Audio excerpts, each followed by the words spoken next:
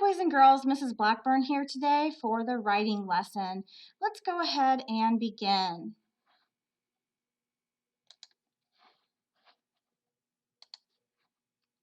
We will be working with reader's response, writing a clear written response to a prompt. Your learning goal: students will make inferences and use text evidence when responding to reading. Your success criteria: I can use the yes ma'am strategy to help me create a written response and use text evidence to support what I infer.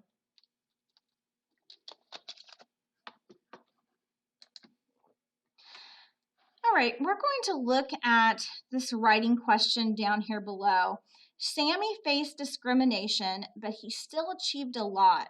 How did he do it, and why didn't discrimination hold him back?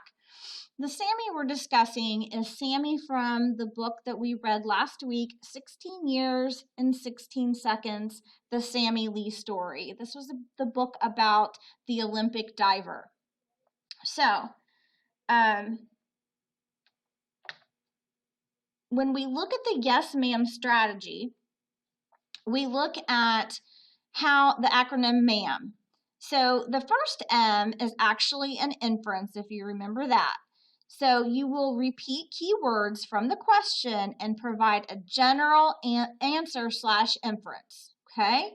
Then the first A is you will support your general answer inference with one specific detail from the text. And remember, we always give you sentence stems to begin that sentence. In the text states, according to the passage, one example from the text, the author stated. All of these are, or one of these are what you would select to begin your sentence.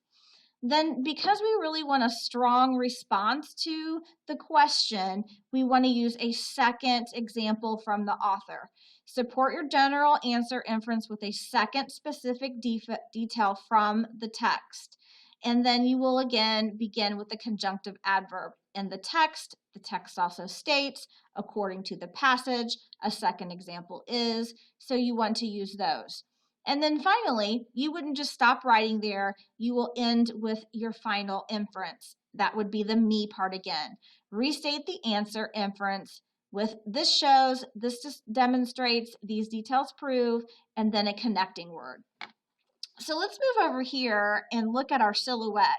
So if this was you, we want to think, what do I know? So we're going to think about things that we actually know from the text. And when you make an inference, you take those things from the text and then you put them together with things that you know from your background knowledge. And that's how you make an inference. So again, let's look at this question. Sammy faced discrimination, but he still achieved a lot. How did he do it? Why didn't discrimination hold him back? Well, I remember reading from the text that he waited outside of the pool. Remember, the only day that he could actually go into the pool would be Wednesdays, because that's when people that were not white or people that were of color could actually go into the pool. So I remember that from the text. I also remember that he couldn't go into restaurants with his friends.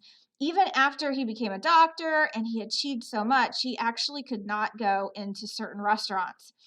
So, and then when we go inside the silhouette here, I start putting some of these things that I know with my background knowledge.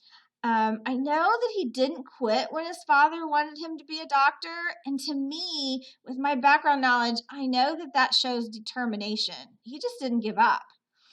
And then I know also that perseverance means that you just keep trying no matter what. And he had that sand pit that his coach had made him dig in his backyard, and he would practice even when he couldn't get in a pool for hours.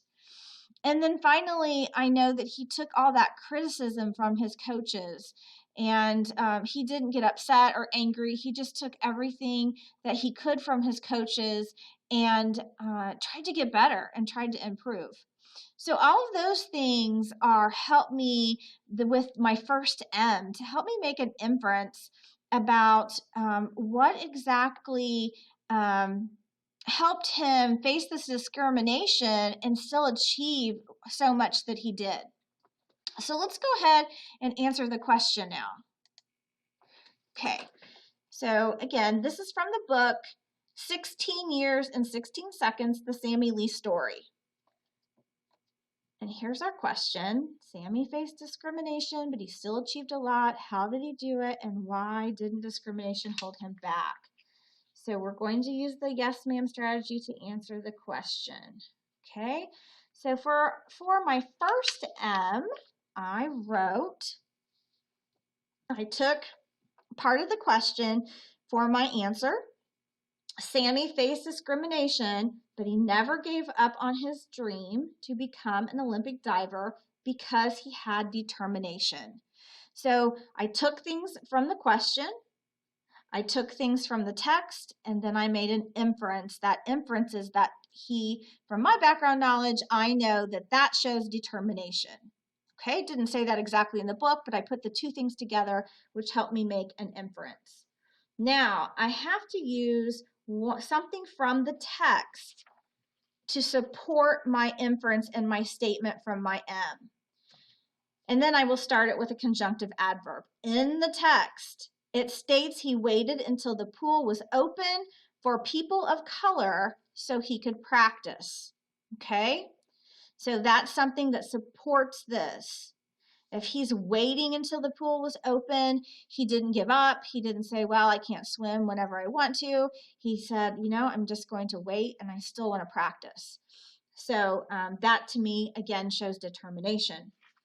Now I need another example from the author, something else from the text. Secondly, he took criticism from his coaches so he could improve his diving skills. So he didn't take the criticism and get upset. He still kept trying. He did not give up. Again, that's determination, right? This also shows the racism part, right? When he was faced with discrimination. So this also answers the question up above. All right, and then finally, for our last M, we need to restate our inference. So you can see Sammy faced discrimination, but he didn't let it stop him and became a gold medalist in the Olympics. So this is a way to respond entirely to our writing prompt, okay, our written response. This is how you respond to writing in a very simplistic way. This gives us 4 very strong answers instead of just a yes or no response. You're 5th graders now and your teachers are expecting a lot more out of you. So when you complete the puzzle piece, you will have a puzzle piece question. Your teachers are expecting you to have at least 4 sentences. You should have one for the M, one for the A, another one for the A, and finally one for the M. Again, you should also have these transition words, these transition phrases, these conjunctive adverbs beginning your sentences. We are expecting well thought out responses in writing to the reading now. And this gives you a nice strategy to follow.